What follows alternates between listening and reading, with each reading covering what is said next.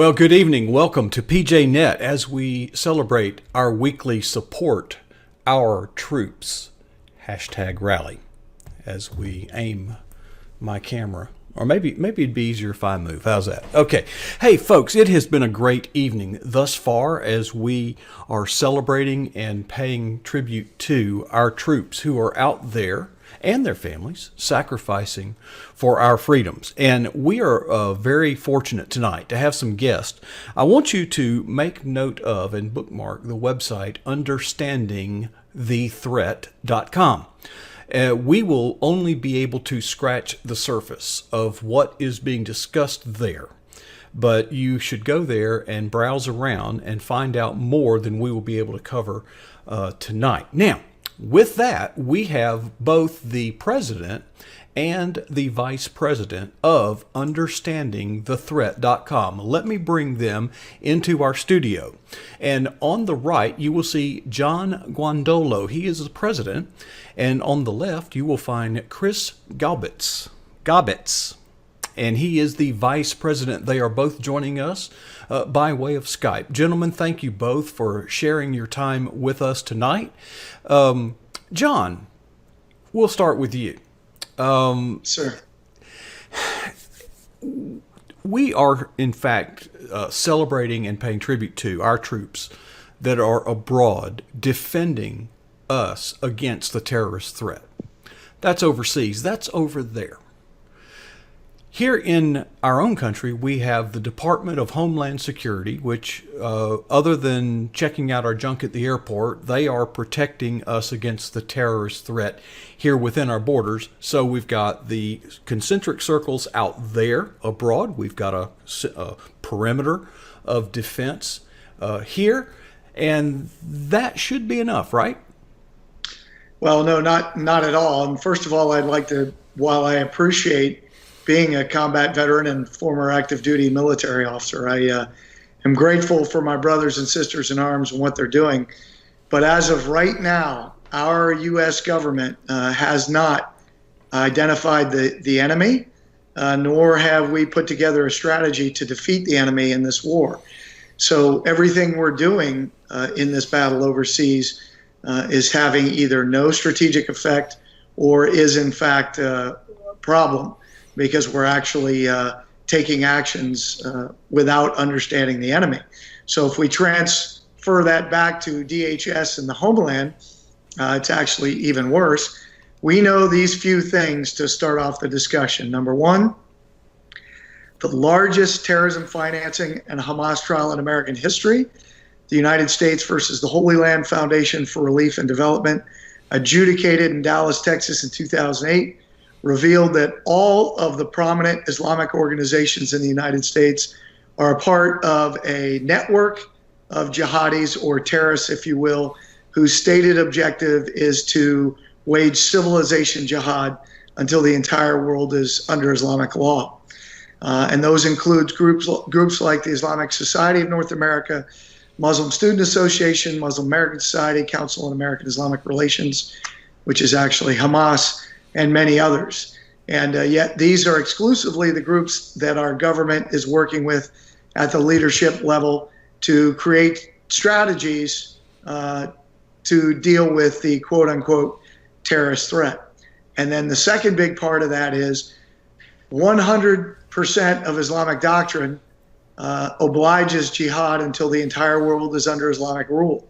So when we look at what Al-Qaeda and ISIS and other jihadi groups publish in their magazines or put out in their videos, they have never misquoted Islamic law in furtherance of what they're doing.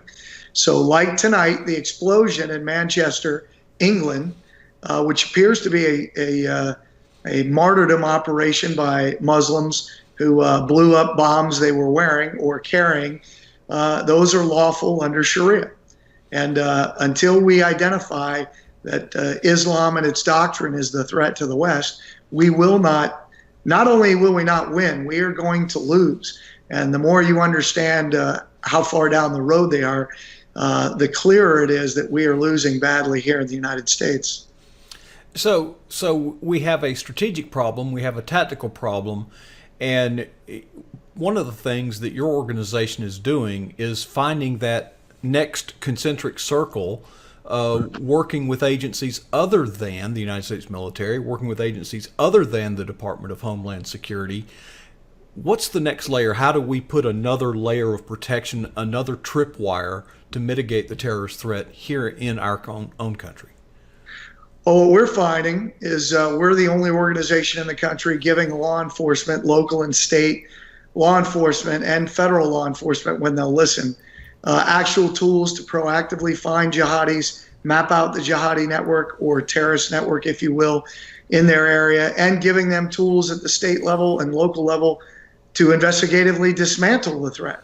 So the first thing is they need to know this. Our experience is 100% of the police officers and others that we teach have never heard what we're sharing with them, and yet they all agree that it's critical to protecting their communities. So it begins with that, so they can aggressively identify these individuals and organizations and root them out of their communities using all legal means possible. So, do you have the typical in law enforcement the content? What's the word I'm looking for? They're fighting jurisdiction. Suppose that you're working with a police department or a sheriff's office, what have you, and you discover a threat. How do you interface with Homeland Security? How do you interface with the military? Because the tentacles, go everywhere. So do you try to work with them? Is there any cooperation, or you just work on it with the resources they have? Well, it's a mixture of both. So yes, they do work together, DHS, FBI, local and state officials. But when it comes to these kind of matters, what normally happens is the FBI takes the investigation, and then usually the local and state officials never hear anything else again. And the problem is these networks are still existing. The FBI agents and Joint Terrorism Task Force agents that we have had in our courses have also never heard the information that we are sharing with everybody else in the course. So they're running off with these cases without having a clue about what they're doing. And so the networks are growing, and it's getting more and more dangerous out on the street. Well, John, without kind of telling the secrets of the course and giving it away, give us a brief, just kind of peel the curtain back a little bit and tell us some of the chapters, if it were a book, some of the things that you talk about in your courses that you have with law enforcement. So the 3-day law enforcement course, first of all, it's 3 days long. It's called Understanding and Investigating the Jihadi Network. And so the entire first day, we give about an hour and 15 minutes of a summary of the threat. And then we give the rest of day one is all about Sharia.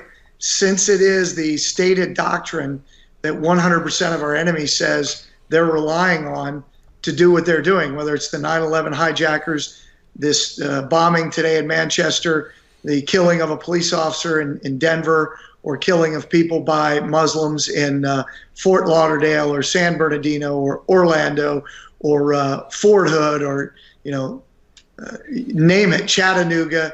So whatever it is, they say they rely on Sharia. And so the entire day is Sharia. What is it? Where does it come from? And what does it actually say? Day two is, what are the jihadi networks in the United States? Primarily the Muslim Brotherhood, but we also look at Iran, Hezbollah, their influence, and what we call the red-green axis, the socialist Marxists, as well as the Islamic threat working together at the ground level. And then day three is an initial look at what is it we're fighting for.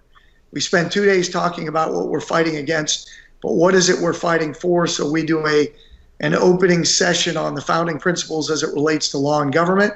And then the entire rest of the final day is, what can they do with this information investigatively? How does knowing this investigation change how you do interviews, how you recruit sources and handle sources, how to deal with the community, and essentially how to identify this threat and map it out and go after it. Wow, that is that's a lot of information. How well, received, how well absorbed do you feel that the participants in these seminars, how well equipped are they before and then after? Well, we ask 2 or 3 questions at the end of every program.